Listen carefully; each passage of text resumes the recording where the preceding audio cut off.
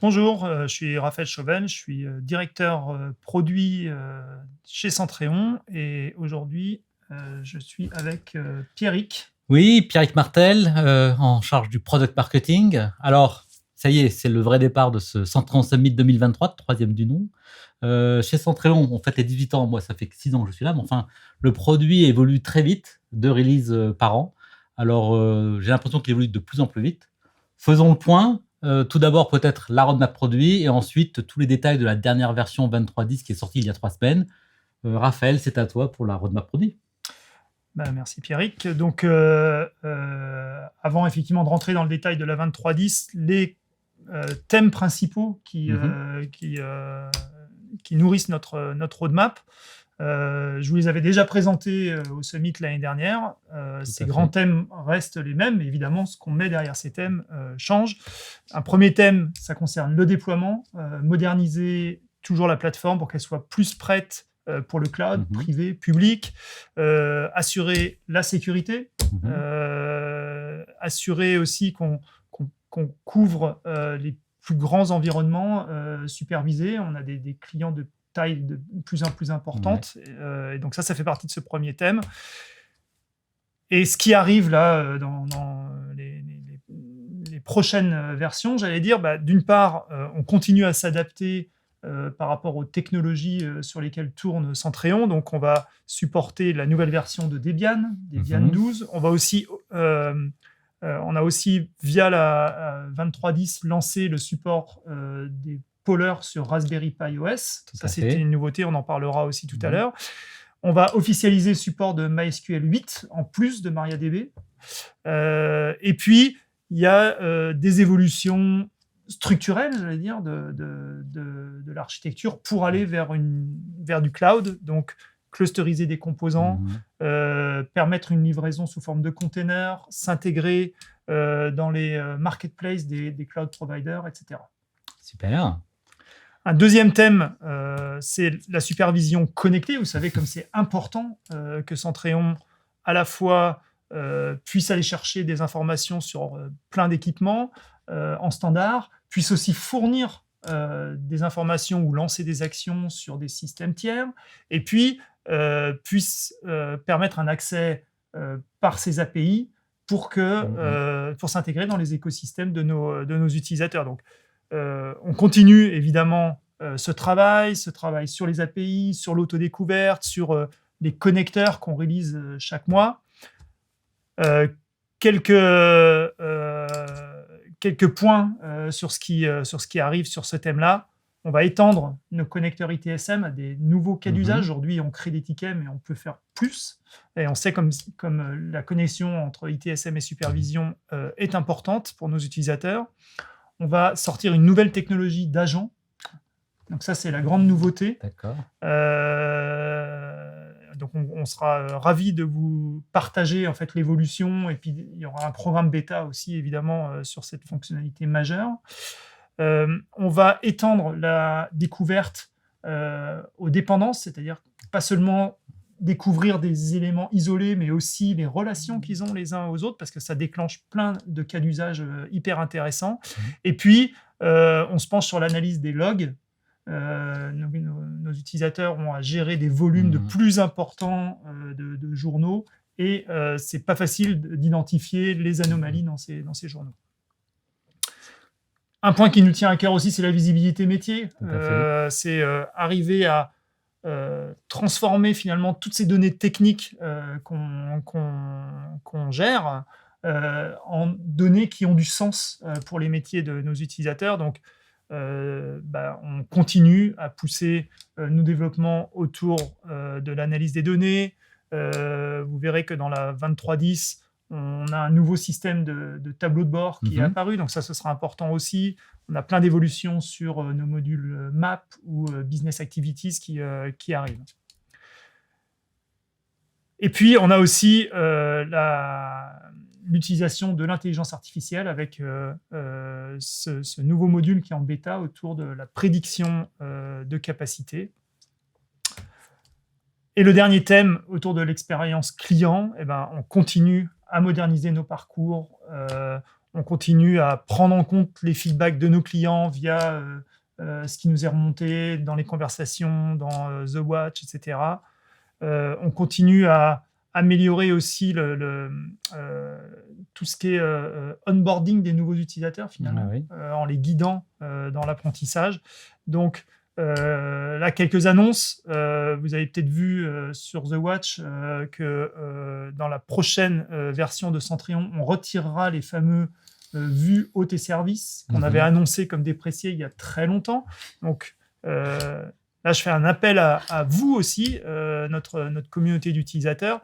Si vous voyez des fonctionnalités qui sont manquantes dans le bac à événements ressources status, s'il vous plaît, faites-nous en part. On veut s'assurer que dans la prochaine version, vous allez pouvoir basculer définitivement dans l'utilisation de ressources status.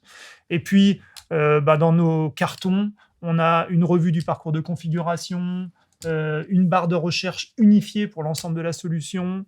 L'appli mobile n'est pas en reste. Vous verrez que dans la 23.10, il y a des évolutions aussi. On voudrait amener des tableaux de bord aussi sur l'application mobile. D'accord. Voilà, donc ça, c'est les grands thèmes là thèmes avec des annonces pour 2024, notamment cette notion d'agent. Si on parle de tableau de bord, maintenant on va rentrer dans la 23.10. Donc là, on est dans ce qui existe. Là, tout le monde peut être en 23.10 aujourd'hui. Premier sujet, les tableaux de bord. Voilà, donc les tableaux de bord. Nous, ce qu'on avait à cœur, c'était 5 points principaux quand on a designé ce qu'on appelle donc Centrion Dashboards. C'était rendre la navigation dans les tableaux de bord plus facile, parce qu'on a des utilisateurs qui ont des centaines de vues personnalisées et c'est pas toujours évident de s'y retrouver. Donc ça, c'était un point important qu'on voulait traiter. C'était de donner de la flexibilité quand on crée un tableau de bord, de pouvoir dimensionner les widgets comme on veut, les placer où on veut. Ça, c'était remonté très souvent. C'était d'offrir des modèles de tableaux de bord, soit en interne pour que nos utilisateurs puissent créer des modèles pour d'autres utilisateurs, soit fournis directement par Centrion. Et donc, aujourd'hui, en 23.10, on n'a pas encore cette bibliothèque Centrion, j'allais dire, de tableau de bord, mais ça arrivera. C'était aussi d'offrir des nouveaux widgets avec des façons beaucoup plus ergonomiques de les configurer. Et puis, un point qui nous était remonté souvent aussi, c'était comment on gère ces partages de tableaux de bord, comment on peut les exposer à d'autres, etc. Et si vous êtes intéressé par Centrion Dashboards, on a une session à 15h dans la track 2 dédiée à Centrion Dashboards. Vous aurez une démo intensive de comment ça fonctionne et on vous expliquera aussi comment rejoindre le programme bêta. J'en profite pour vous dire qu'on a effectivement 2 tracks, donc 2 sessions en parallèle. Alors bien sûr, on en manque toujours une. Tout est enregistré, tout sera rediffusé. Et donc, vous pouvez aller à la track tableau de bord et revoir la track à côté en parallèle le lendemain. Il n'y a pas de problème. Exactement. Deuxième sujet, toujours autour de l'expérience utilisateur. Le fameux ressources status. Voilà, tout à l'heure, j'ai dit que les vues allaient être dépréciées. 23.10, c'est une étape vers ça. Il y a 2 points principaux, en fait. La possibilité de naviguer selon une arborescence en fait entre les hôtes et les services. Donc ça, je vais vous faire une petite démo de ça. Et puis les filtres de recherche aussi qui étaient problématiques pour certains types d'utilisateurs. Alors ça, c'est le bac à événements tel que vous le connaissez aujourd'hui. La différence, c'est que vous voyez 3 nouveaux boutons qui sont apparus. La Display View, vous avez tous par hôte ou par service. Donc ça, c'est la vue telle qu'elle est aujourd'hui. Celle qu'on connaissait, oui. Ça, c'est la vue par service. Donc là, les colonnes sont complètement réordonnées pour montrer la liste des services, l'hôte qui leur est rattaché. Je sais qu'il y avait par exemple des utilisateurs qui ne comprenaient pas le terme parent, etc. Donc ça, on a dégagé ça. Maintenant, c'est hôte. Voilà. Donc ça, c'est la vue par service. Et puis surtout, il y a cette troisième vue qui est la vue arborescente avec les hôtes qui s'affichent et la possibilité d'étendre finalement pour voir les services qui sont rattachés à un hôte directement dans la même vue. Les nouveaux filtres, deux versions, j'allais dire. Ça, c'est la vue basique qui permet très rapidement de filtrer sur un groupe d'hôtes, sur un service, sur un groupe de services, sur un poleur, typiquement, et puis de définir les niveaux aussi de statut en fait, qu'on veut afficher.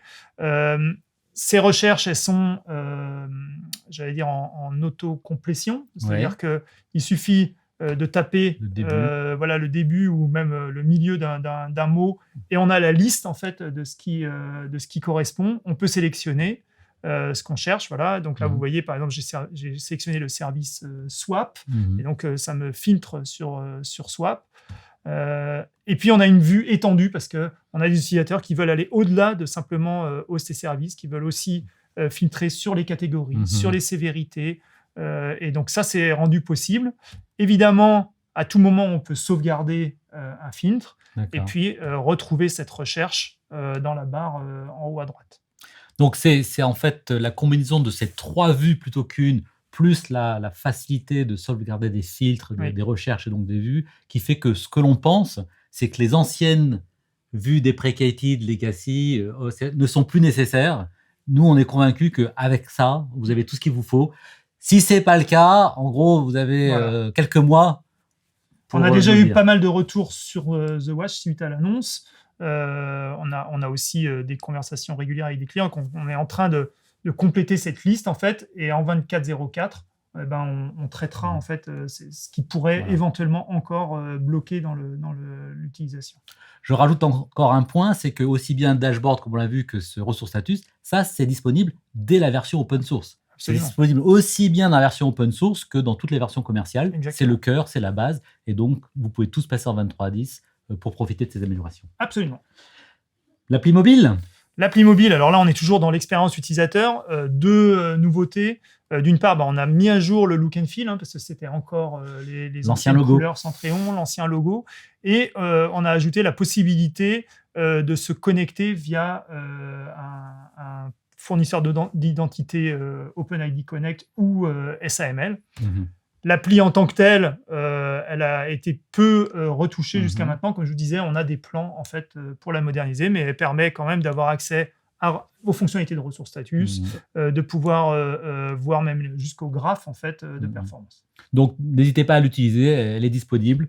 Voilà, elle était refresh et on va encore l'améliorer. Absolument. Là, on va changer de catégorie, changer de braquet en quelque sorte. Ouais. Là, maintenant, on parle d'intelligence artificielle avec une nouvelle fonctionnalité.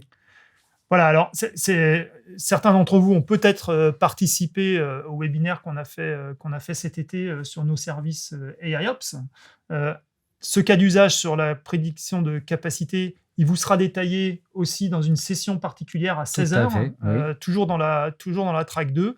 Mais je voulais m'assurer que vous sachiez que c'est possible en fait de rentrer dans notre programme bêta. Vous pouvez, avec votre version actuelle, en fait, vous connecter en fait, et bénéficier de cette appli qu'on vous fournit là pour anticiper des besoins en ressources. Alors, bien sûr, ça va s'appliquer à certains types de métriques uniquement, et on a d'ailleurs, on a un petit outil là, qui permet d'identifier les métriques qui seraient les plus candidates de l'analyse de prédiction. Et puis, la vision à terme, évidemment, c'est de pouvoir déclencher des alertes, c'est de pouvoir donner des recommandations sur des optimisations possibles. Voilà. Alors, on voulait en parler aussi ici et faire une session spéciale parce que depuis le webinaire, pourtant c'était en juillet, mais c'est là où le produit Centréon évolue très vite. Absolument. C'est que depuis le webinaire de juillet, en fait, il y a déjà pas mal d'évolutions et donc ça vaut le coup de revoir ce qui est disponible maintenant et peut-être se décider pour participer au programme bêta. Exactement. Sujet suivant. Là, on est en full speed. Alors, Map. Voilà, il y a eu beaucoup d'évolutions sur Map dans cette version 23.10. La possibilité d'ajouter très rapidement des ressources, ça, je vous ferai une petite démo. On a l'interface en français. Bon. Et voilà, jusqu'à maintenant, on n'avait encore pas traduit en fait C'est vrai. le client web Map en français. Mhm. Et puis des fonctionnalités très simples comme la duplication de cartes, par exemple, des simplifications au niveau de l'affichage des statuts. On vous permet de configurer les labels, de les rendre transparents potentiellement si vous ne voulez pas qu'ils s'affichent. Et puis, une fonctionnalité qui certainement intéressera à nos clients qui ont beaucoup de cartes similaires finalement, c'est la possibilité de créer une carte avec des ressources Centréon, mais qui ne sont pas attachées à une vraie ressource, entre guillemets. D'accord. Donc, on peut, sur une carte, mettre un service, un groupe d'hôtes, etc., sans déclarer le lien vraiment qu'ils ont avec l'objet.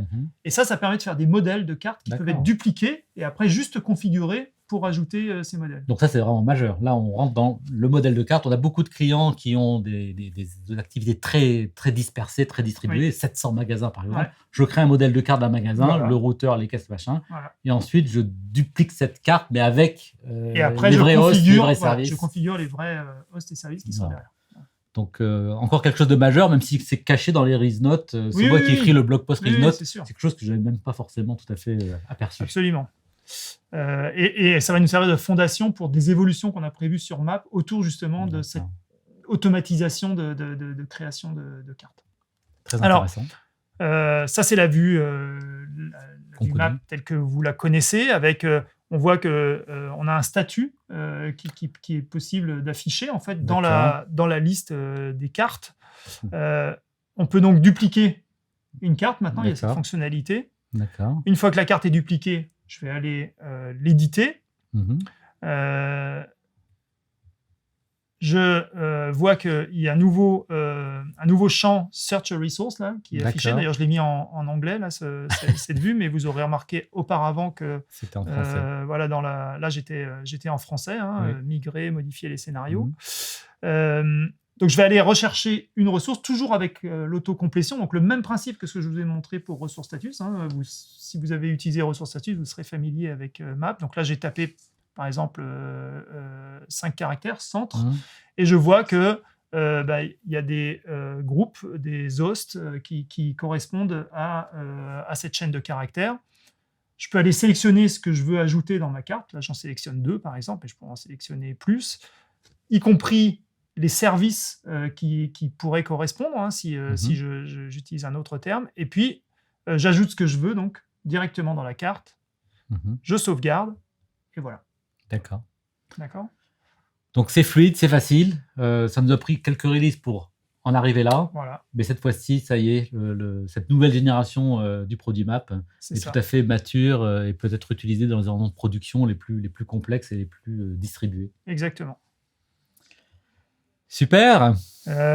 L'autre fonctionnalité dont je voulais vous parler, c'est la possibilité de zoomer. Bon, ça, on l'a toujours eu. Mais surtout, maintenant, vous pouvez sauvegarder en fait, l'état de votre zoom. Et donc, quand vous revenez sur la carte, elle peut garder zoom. Et ça, c'est hyper intéressant quand vous mettez des cartes dans des vues personnalisées parce que vous pouvez les mettre au zoom que vous souhaitez. Tout à fait. Donc, c'est lié à la fonction dashboard, au widget Map. Et être sûr que ce qu'on affiche là sur les grands écrans soit toujours parfait et qu'on n'ait pas le bon zoom. à reprendre. Voilà, et c'est toujours avec le bon zoom.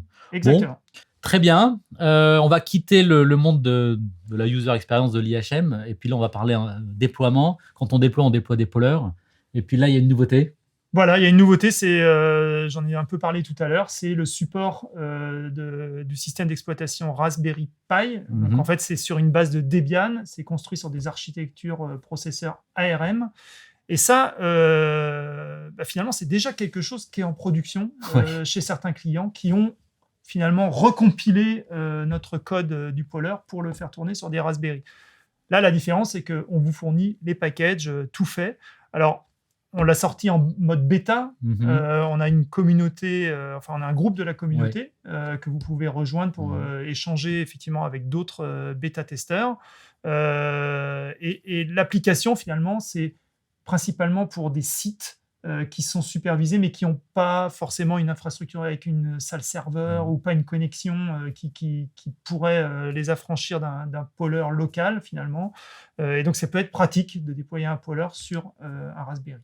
Tout à fait. Il y a tout à fait les environnements opérationnels. Bon, on avait un exemple là, de quelqu'un qui gérait des parkings souterrains et qui avait besoin d'un Raspberry Pi par Voilà. parking souterrain Voilà. pour superviser tout ce qu'il y a d'informatique dans Exactement. un parking souterrain.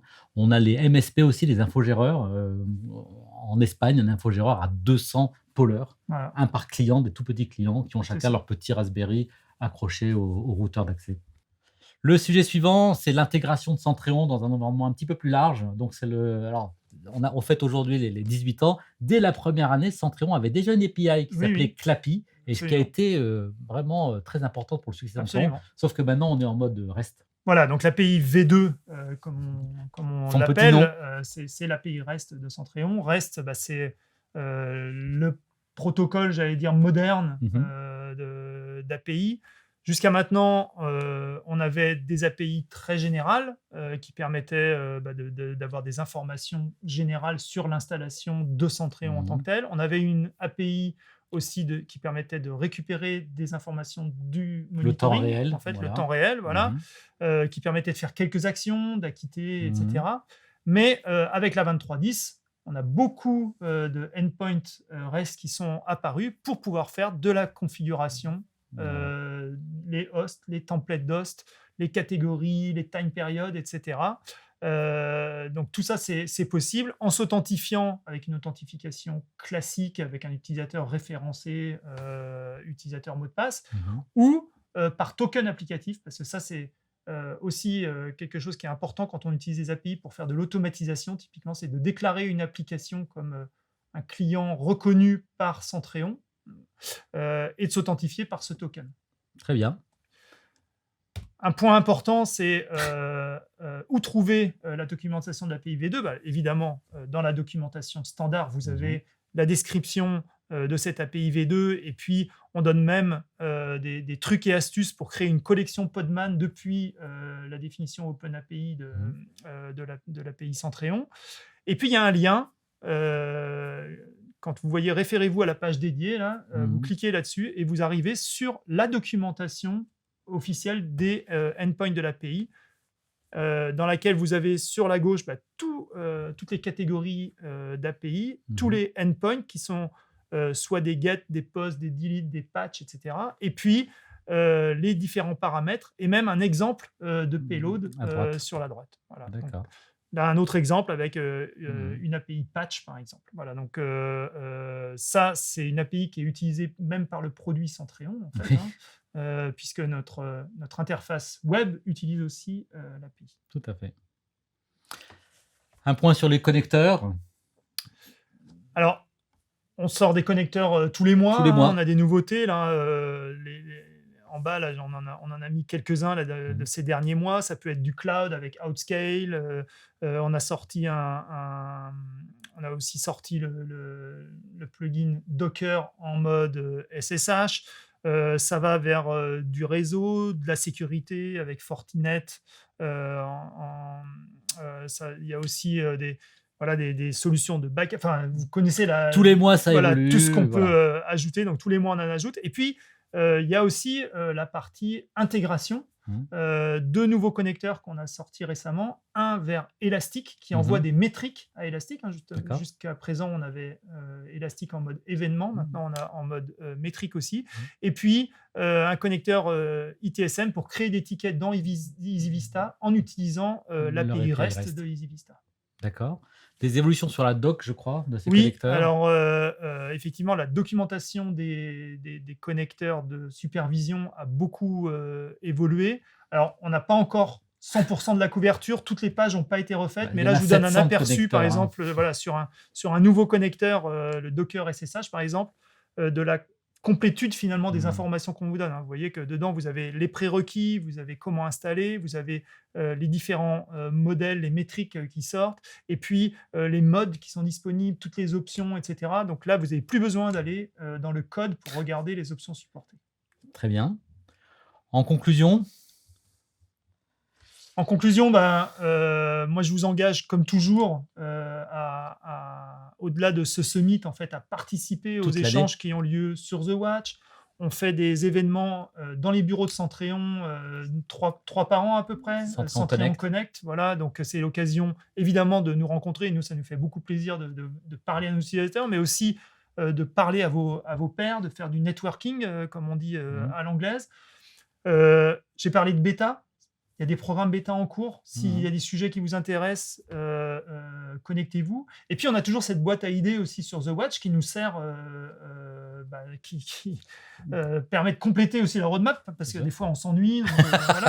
Voilà. Et ça, c'est important aussi que vous nous soumettiez vos idées. Souvent, ça déclenche des conversations. C'est-à-dire que ce n'est pas juste une communauté virtuelle. Nous, on aime bien creuser des sujets, donc on va peut-être vous contacter. Merci d'avoir soumis cette idée, mais on aimerait en comprendre un peu plus. Et on fait un coup de fil téléphonique avec mon équipe ou avec notre expert user experience s'il s'agit de l'interface utilisateur pour bien cerner le besoin, quoi. Voilà, donc on a besoin en fait de cette continuité dans la relation avec nos utilisateurs. Donc je peux que vous engager à utiliser tous les canaux là qu'on vous propose. Super, thewatch.centran.com. Mais moi, il me reste 4 minutes pour changer de salle là et démarrer ma track 1 et ma collègue Annelle la track 2. Après toutes ces sessions-là, on se retrouve à l'open bar où vous pourrez poser toutes les questions. Donc là, il n'y a pas de questions-réponses. Par contre, open bar, vous posez toutes les questions et là, toute l'équipe sera là pour y répondre. Exactement. Merci beaucoup. Merci Raphaël. Eric, je vous souhaite un bon summit. Et puis, si vous voulez me parler, je serai dans l'open bar. Moi aussi. Au revoir.